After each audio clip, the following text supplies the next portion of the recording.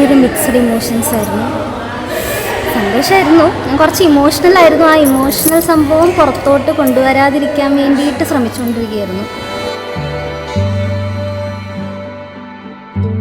Very happy, little tired. പക്ഷേ ഞങ്ങൾ കുറേ നാളായിട്ട് വെയിറ്റ് ചെയ്തിരുന്നൊരു കല്യാണമാണ്. So and it is finally here.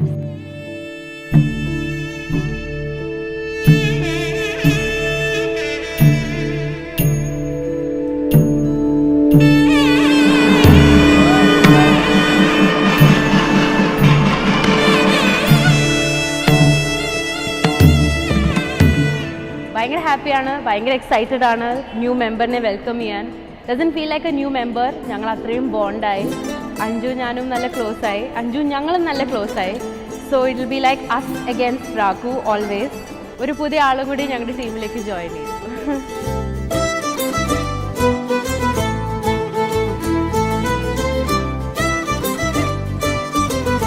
I love you Raghu.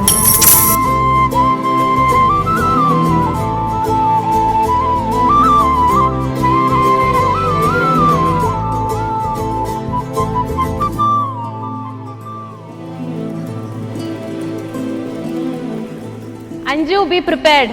I don't think ഇത് ഇത്രയും നാളൊരു ട്രെയിലർ ആയിരുന്നു. ഇനി ഈസ് ദ റിയൽ സ്റ്റോറി.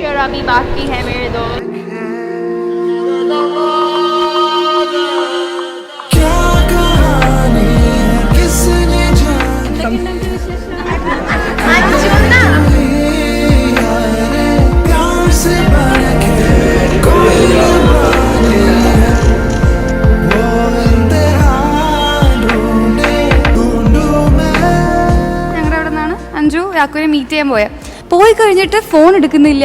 4 മണിക്കൂറൊക്കെ കഴിഞ്ഞിട്ട് വിളിക്കുന്നു.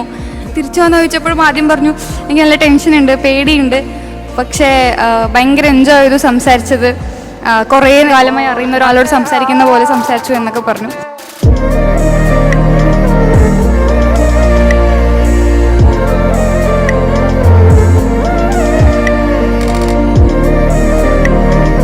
രാഘുവോട് കുറേ ഞങ്ങൾ സംസാരിച്ചപ്പോൾ രാഘു പറഞ്ഞു ആദ്യത്തെ മീറ്റിൽ തന്നെ he had decided that Anju is the one. Anju also ആദ്യം പറഞ്ഞത് she also had decided. But കുറച്ചും കൂടി ഇങ്ങനെ സമയമെടുത്ത് അവള് സെക്കൻഡ് തേർഡ് മീറ്റിംഗ് ഒക്കെ ആയിട്ട് ഭയങ്കര കംഫർട്ടബിൾ ആയി.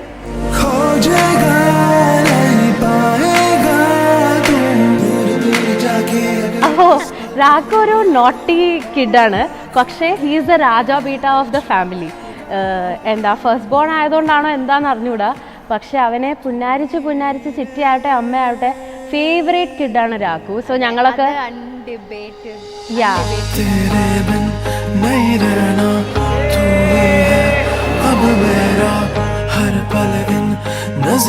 ബാക്കിയുള്ളവരുടെ മോൻ കണ്ടാൽ തന്നെ അറിയാം എന്തുമാത്രം ബാക്കിയുള്ളവർ എന്തുമാത്രം ഹാപ്പിയാണ് അവരുടെ ഒരു ഹാപ്പിനെസ്സിൽ. ദാറ്റ് ഇസ്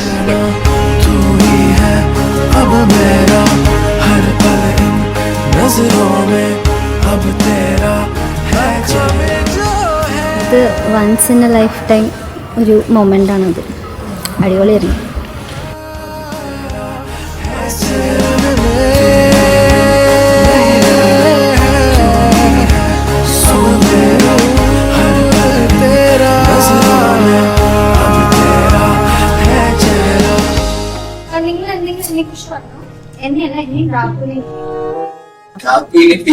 മാത്രം അഞ്ജുവിന്റെ ടോക്സിസിറ്റി ഉണ്ടെങ്കിലും